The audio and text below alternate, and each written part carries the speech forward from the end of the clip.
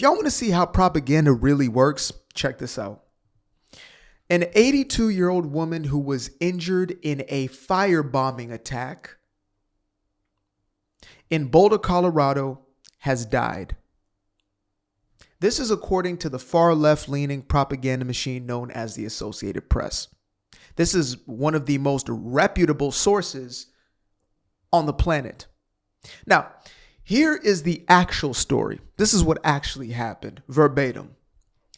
There was a peaceful gathering of elderly Jewish folks in Boulder, Colorado, where all of a sudden a man pretending to be a gardener with no shirt on, I just got to add that detail, yells "Free Palestine" as he throws a Mazel Tov cocktail into the crowd, setting 9 to 12 of those elderly folks on fire. Simply stated, this was an actual hate crime.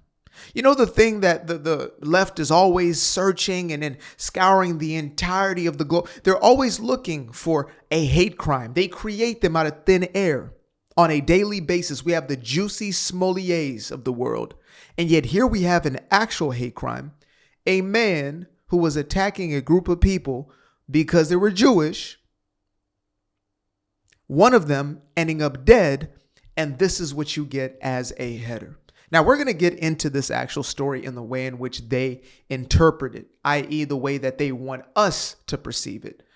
But what happened was there was a hate crime targeted towards Jewish folks by a man who, go figure, is an illegal immigrant who came through the border during Joe Biden's administration, who happened to be from Egypt.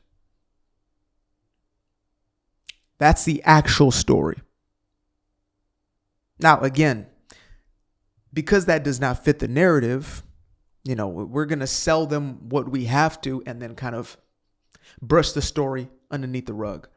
And I had to go digging for this in order to find that, oh, somebody actually had passed away, because before it was, you know, there were those who were injured and those who were gravely injured.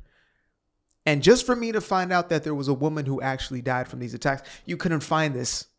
You couldn't find this on the damn, on the front pages of CNN.com or something like that. You had to go digging. So yeah, here we are. She has officially passed. And the only sort of justice that a woman like this can get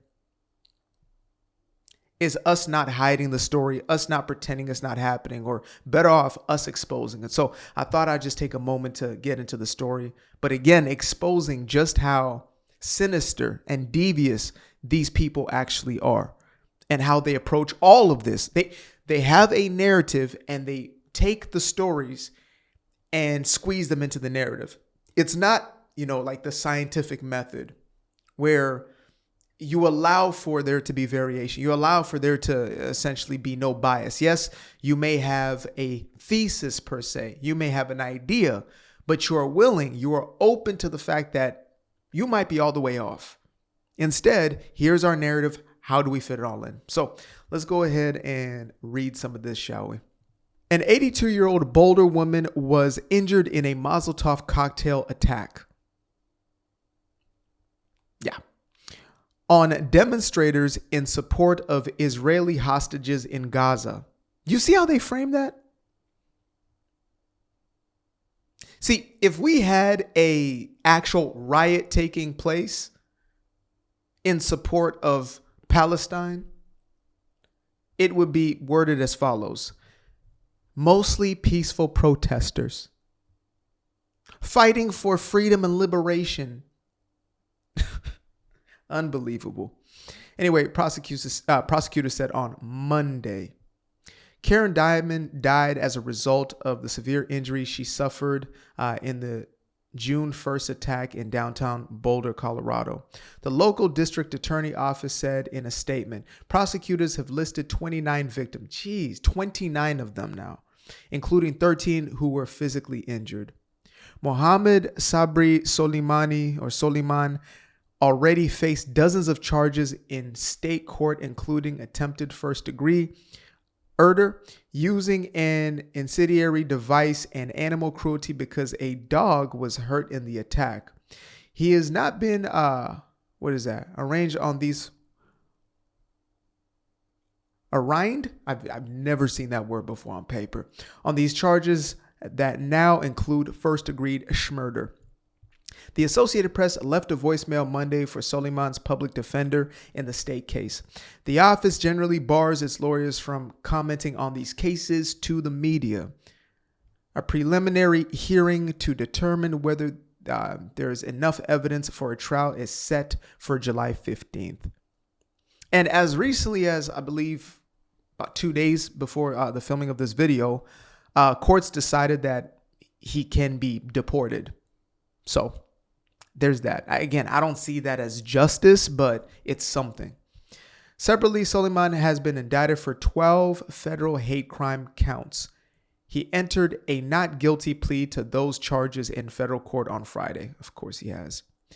And there's going to be a whole bunch of folks out there probably protesting, free Soleiman, he didn't do nothings. Yeah. Leaders of the Boulder Jewish Community Center announced in an email Monday that Diamond died June 25th and said she will be deeply missed. Karen was a cherished member of our community, someone whose warmth and generosity left a lasting impact on all who knew her. Executive Director was that Jonathan Lev and Board Chair David Paul said. Diamond helped at her synagogue and volunteered for several local groups, including the University of Colorado, University's Women's Club, and University of Colorado University Women's Club, and a local music festival. Governor Jared Polis said in a statement Monday that he was devastated by Diamond's death, and that it will be felt deeply by the city of Boulder, the state, and the Jewish community. Mind you, don't worry, guys. I do not have some form of dyslexia. My screen is quite far from me, and I got this light glaring in my face at the same time. So I'm really trying to figure this out. Sometimes I might just read the article right off of my phone, but I wanted you guys just to be able to get a visual on that. Prosecutors said that Diamond's family has asked for privacy. Diamond and her husband were enthusiastic volunteers since 1990 for a local historic preservation organization, Historic Boulder, Inc., etc. Their generosity. Okay, see, here's the thing. And I'm glad that they're, obviously highlighting who this woman was, but let's get to what happened. When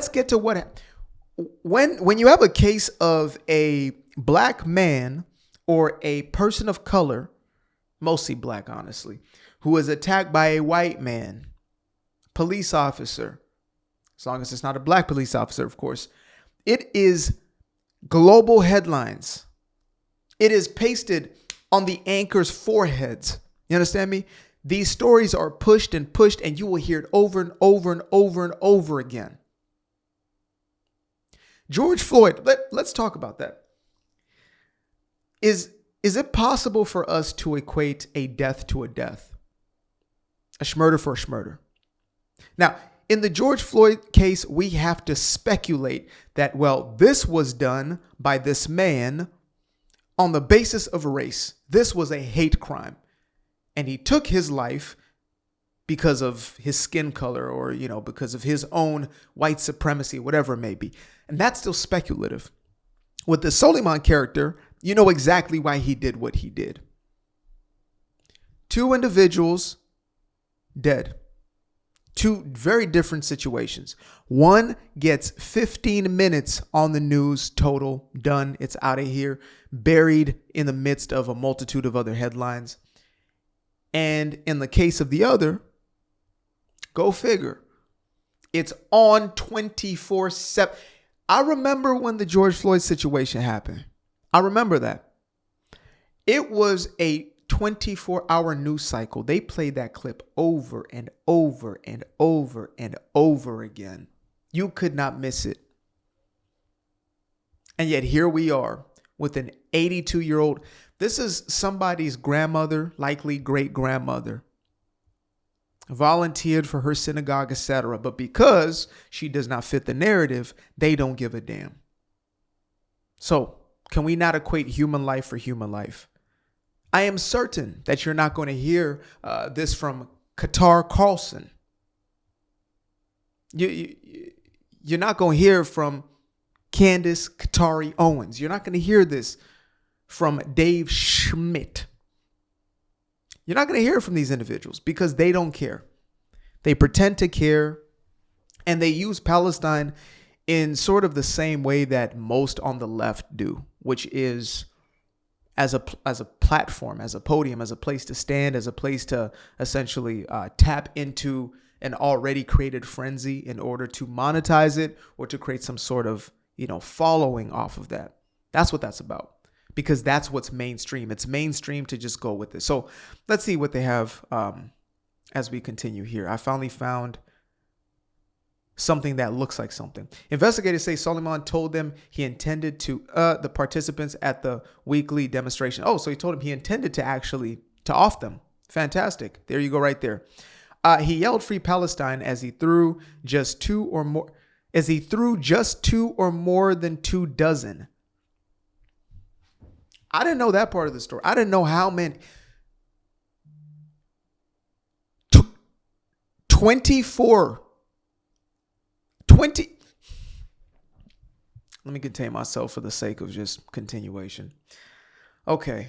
Prosecutors have identified 29 people who are considered victims of the attack, including 13 who were physically injured. The others were nearby and considered victims because they could have been hurt. A dog also injured. Prosecutors previously said there were 15 victims, but the number has increased as investigators discover more people who were at the scene. Go figure. The victims were attacked because of their perceived or actual national origin, prosecutors allege. It's okay. Well, I guess that's, in the court, everything has to be an allegation at first, I guess. An attack motivated by someone's political views is not considered a hate crime under federal law. Look at that. So political views. This is so good. I'm glad they said this. Look, by the way, I'm not making this up. It's right there. So now they're using the law to protect us and technically say it's not a hate crime. Let's get into that. Political views. Okay, I'll go with the law. Let's say it's political views. What is political about a man throwing a explosive into a group of people on the basis of their religion, ethnicity, origins? What? We didn't get it. There's no politics there. They're always trying to convolute this situation into it's simply about the Israeli government. Coded language for Jews. Just say it. I can at least respect you if you're one of these people who just says it out loud. Just say it. Like they said, I say this. I prefer straight up racism than the hidden, coverted version of it. Like, I lived in the Bay Area, and I've been around a lot of white liberal folks, and their version of racism is not my cup of tea, to be honest. Because when they do it, it's, that grin, that, so you live in this area? Oh, wow. You go somewhere, they talk about the dirty South, real downside, I don't like them blacks. Okay. Okay, bet. We can either talk or we can completely part ways. I know exactly where I stand with you. This right here was on the basis of those folks being Jewish, and this guy was politicized. He was. Now, I don't know if he is Muslim or not, but again, he is from Egypt. The likelihood statistically is that he was. But I'm not just going to pin it on that. I'm going to pin it on this entire Palestinian or pro-Palestinian movement that's being pushed and used as a means to codify most people already had this hatred in them. It wasn't created overnight. Most of the people who are gung-ho, who are, completely adamant about this, they were already there. It was already conversations they were having behind closed doors. And all it took was for one or two events to bring it all back up. They don't want the real information. They don't want what's actually happening in the Middle East. What they want is to essentially solidify their own prejudice and their own hatred. That's what that's about. And the reason I speak on this, even though I am American, even though I am quote unquote black, is because I simply hate a bully and I hate a liar. I hate a hypocrite. Oh, well, people are being erased for their ethnicity. Really? You're the same person who also then denies the actual erasure of an ethnicity? Really? Okay. You don't care about the facts. You care about continuing to perpetuate, or you just care about the market share. You care about the audience that you get from that, which is perfectly fine. I get it. But as far as I'm concerned, we're going to continue talking about this. Some of my old followers are uncomfortable because now it's putting into question their own hatred. And God forbid you mess with my hatred. You know, you can continue to talk about anything. Just don't pinpoint my thing. So yeah, rest in peace to Miss Diamond here. The only justice, again, is going to be when people wake the hell up and stop allowing this to happen in the first place. Simple. Love by going to the description below and clicking on the button titled Buy Me a Coffee. Leave a little something there, or click on the Cash App. Leave a little something here. Till the next time, peace. I fell in love with the sunshine. I fell in love with the light. I fell in love with the full moon. I fell in love with the night. I can see the light again. I can see the light. You can see the life in him illuminate the night. I know the time is taking. A 365, that's a full rotation. I see you looking up, you know them constellations. Constantly gazing like house of praises, you get to praising.